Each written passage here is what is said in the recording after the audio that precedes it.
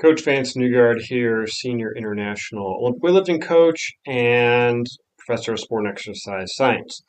So when training your back, like your lat muscles, your rhomboids, your traps, all these kind of things, the main goal is not necessarily to have a huge back, but it is to have enough strength to essentially depress your scapula, bringing your shoulders down and back, holding those positions under a very high load is very important for your technique. Otherwise, it is useful in keeping your shoulders open and using as a stabilizer muscle, right? So I'm taking some of the load off of my anterior deltoids anytime I have the bar overhead. So it is very important for injury prevention, overloading the shoulders, and of course holding heavy weights over your head. So let's get into how you actually train for muscle hypertrophy and how you should focus on your technique.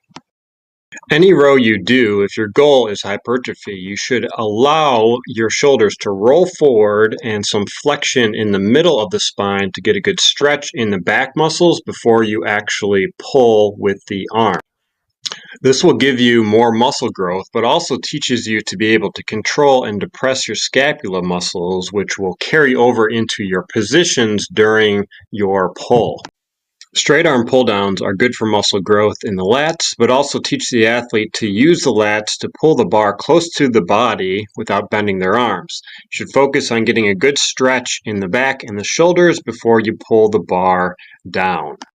During pull-ups, weightlifters should focus less on getting their chin over the bar and more on getting a good stretch at the bottom with open shoulders, and then pulling their shoulder blades down and back. More weight and a little bit less height is perfectly fine for what we do in this sport. I also like snatch grip upright rows. The wide grip puts more stretch and stress on the trapezius, and since the shoulders and elbows won't elevate as high, there's less risk of impingement.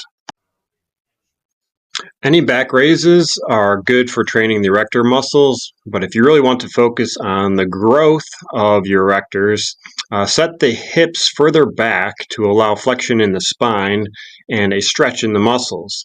This is best done with less weight and high repetitions, between 15 and 20, while reducing the number of pulls that you are doing so that you are not overloading your spine to a great degree.